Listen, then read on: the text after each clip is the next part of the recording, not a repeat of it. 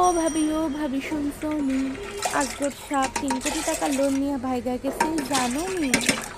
জি হ্যাঁ, বাড়ির পাশের আজগর সাহেব অজগর ব্যাংক থেকে 3 কোটি টাকা লোন নিয়ে এখন সে নাকি পালিয়েছে।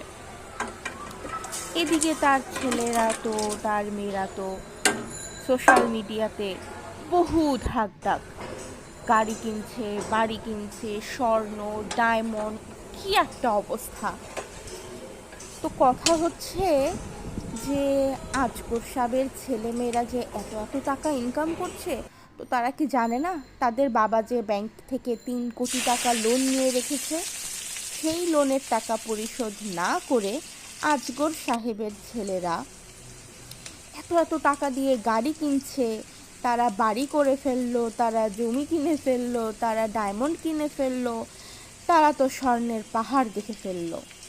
কেন বাবা এত টাকা এদিকে ওদিকে খরচ না করে, মা দিবসে দুনিয়ার টাকা না করে, এই সব না দিয়ে কি বাপের ঋণটা পরিশোধ করা যেত না? এটা কোনো কাজ করলো আজগর সাহেবের ছেলেরা, বলেন তো? এই যে আজগর সাহেবের ছেলেরা, এই যে জানে না তার বাবা যে অজগর ব্যাংক থেকে এতগুলো টাকা ঋণ নিয়ে রেখেছে, তারা কি কখনোই শোনেনি? কিন্তু না, ছেলেরা আমার খুবই আদর্শ ছেলে।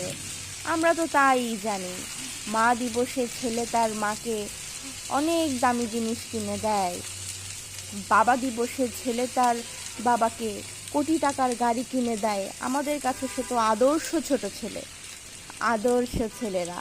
কিন্তু এই আদর্শ ছেলেরা যদি বাবার ঋণ পরিশোধ করতে তাকে টাকা দিয়ে হেল্প করতো, যদি বলতো বাবা এই নাও টাকা, তুমি তোমার ঋণগুলো পরিশোধ করে দাও, তাতে কি সেটা আমরা দেখতে পারতাম নাকি? আমরা কি জানতাম? আমরা তো দেখতেই পারতাম না যে আজগর সাহেবের ছেলেরা তারে টাকা দিয়েছে ঋণ পরিশোধ করার জন্য। সে কথা কি আর ফেসবুকে বলা যায়? সেটা যদি ফেসবুকে দিত, তাহলে তো পাবলিকের কাছে সে ছোট হয়ে যেত। এমনি ছোট মানুষ, ছোট ভাই ব্রাদার আরও ছোট হয়ে যেত।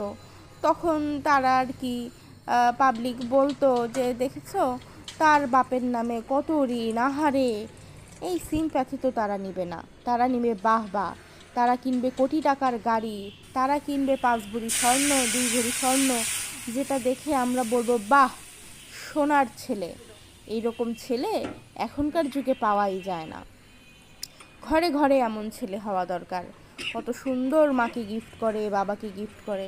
আরে বোকা ছেলেরা, তোরা যদি আজকে তোদের বাপকে টাকা দিয়ে তার ঋণ শোধ করতে তাকে সাহায্য করতি, তাহলে তো তোদের আজকে এই অবস্থা হতো না, জনগণের সামনে এরকম অপমানিত হতে হতো না। তো যাই হোক, আজগর সাহেবের কথা আর কী বলবো।